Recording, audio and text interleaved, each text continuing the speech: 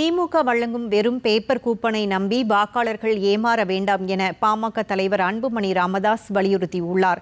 தருமபுரி மாவட்டம் அரூர் சட்டமன்ற தொகுதிக்குட்பட்ட பகுதிகளில் தேசிய ஜனநாயக கூட்டணி வேட்பாளரை ஆதரித்து பிரச்சாரம் மேற்கொண்ட அவர், அதிமுக ஆட்சிக்கு வந்ததும் காவிரி உபரி நீர் திட்டம் நிறைவேற்றப்படும் என உறுதியளித்தார்.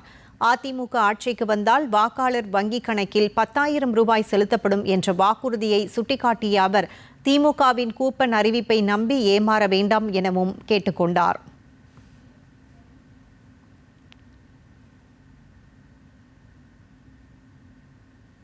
இந்த தலையெழுத்தை மாற்ற வேண்டும் என்றால் ஆட்சி மாற்றம் வர வேண்டும்.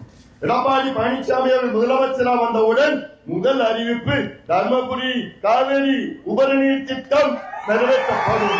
ஆனால் எடப்பாடி பழனிசாமி அவர் என்ன சொல்லியிருக்கார் தெரியுமா?